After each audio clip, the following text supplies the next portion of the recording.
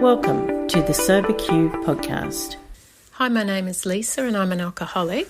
The question is, how do we make amends to our loved ones? This is a step 9 question, so I think it's really important that we have first completed steps 1 through 8 as thoroughly as I'm able to, and with the guidance of a sponsor, before I go anywhere near step 9.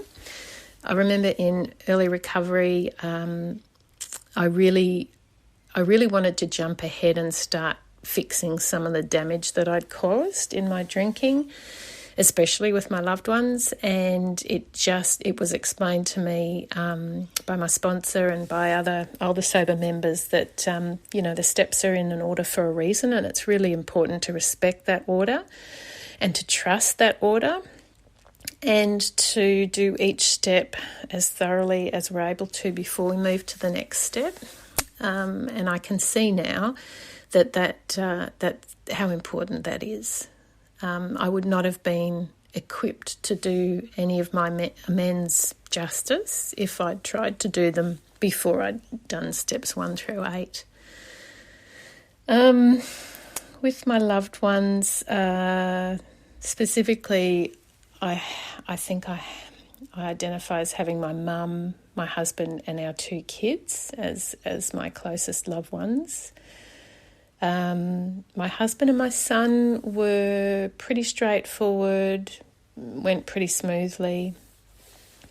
My daughter didn't want to have anything to do with the process, and I had to accept that, step back and just offer if she ever felt differently and did want to hear what I had to say, to please let me know, and I would be ready and willing to make that amend. And I think within like a week of us having that conversation, she raised it again, and we ended up having the whole amend conversation. Unexpectedly, but it went well, and she just needed time to process the idea of it, I think.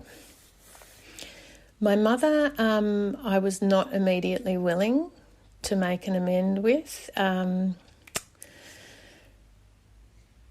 She was a real lesson in praying for the willingness to be willing and ready.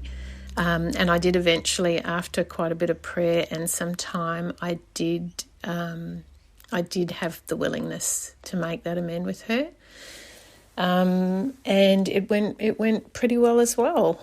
None of them really turned out or happened as I expected they would.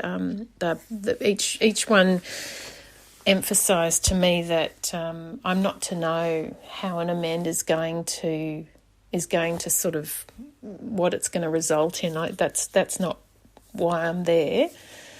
That's up to God and the other person.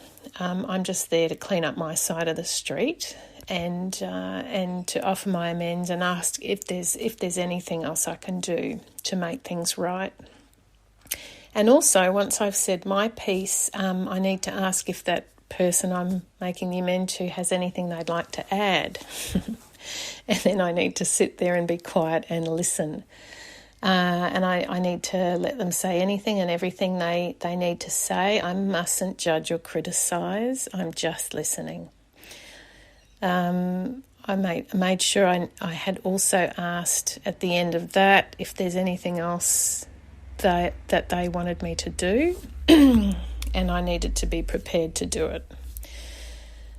And that was pretty much the process.